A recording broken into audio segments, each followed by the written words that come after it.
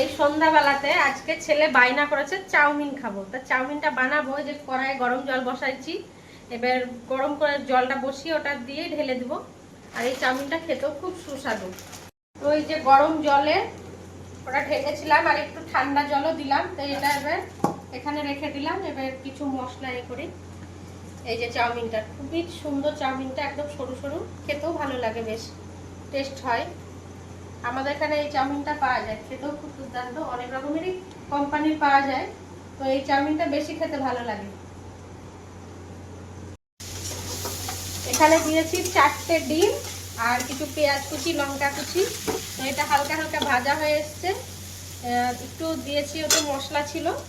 আর এবার দিব এই যে চাউমিন মশলা, এটা দিয়ে দেবো।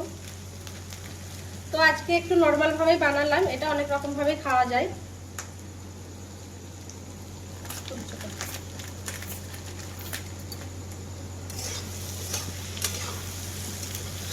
তোমরা কিভাবে বানাও অবশ্যই আমাকেও জানাবে। আর আমি এইভাবে বানাচ্ছি, আজকে শর্ট ভিডিও করছি, অন্যদিন একদম ফুল ভিডিও দেখাবো কিভাবে বানাই আমি।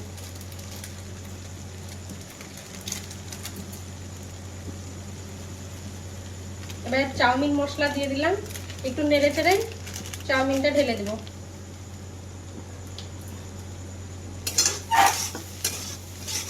এটা একদম খুবই সহজে ইজি ভাবে হয়ে যায়, শর্টকাটে। এবার এই যে সেদ্ধ করা চাউমিনটা এবার ঢেলে দিব অল্প অল্প করে, একদম ঝরঝরে খুব সুন্দর ভাবে। বারবার হালকা হালকা করে নাড়বো।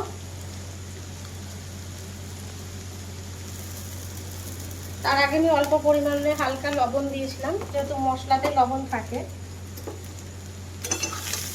ওইটা আবার পরে ঢালবো।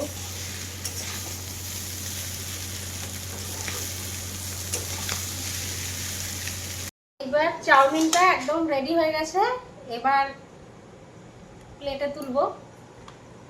রেডি, ফাইনালি হয়ে গেছে। এবার আমার ছেলেকে এবার দিব।